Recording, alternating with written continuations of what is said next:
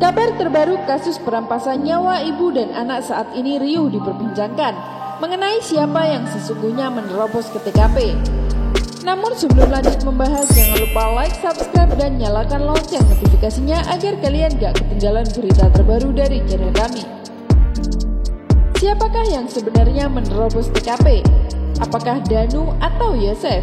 Masing-masing pihak bersikukuh jika bukan mereka orang pertama yang menerobos garis polisi. Pihak dari Yosef mengatakan, Danulah yang jelas-jelas menerobos garis polisi seperti yang dijelaskan oleh Ahmad Taufan. Akan tetapi Danu beralasan masuk ke TKP karena dapat perintah dari Banpol.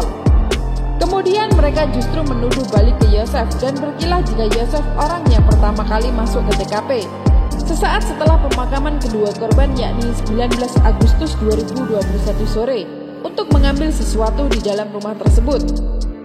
Sebetulnya Yosef pergi ke TKP atas dasar panggilan dari pihak kepolisian karena ada satu kendaraan milik Amel, yakni mobil Yaris warna kuning yang masih terparkir dan harus diamankan.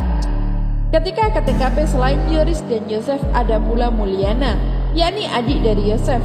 Bahkan saat datang ke TKP mereka satu mobil, meski saat itu masih dalam suasana duka. Kemudian Yosef yang kala itu diberitahu oleh pihak kepolisian mengenai mobil Yaris dan 2 kucing. Yosef membenarkan jika kedua barang tersebut memang milik Amel. Ketika Yaris membawa mobil Amel, Yosef tak keberatan karena Yaris juga masih anak Yosef dan kedua kucing dibawa oleh Yosef. Saat itu yang masuk ke TKP juga bukan Pak Yosef, tapi Pak Mulyana, dan sedangkan Pak Yosef ada di luar rumah TKP. Kata kuasa hukum Yosef, Rohman Hidayat, belum ada masalah saat itu dan mereka kembali pulang ke rumah masing-masing dan Yosef menumpang tidur di rumah Mulyana. Seiring perkembangan kasus ini maka di antara mereka kini telah terjadi bersih tegang dan saling menyalahkan.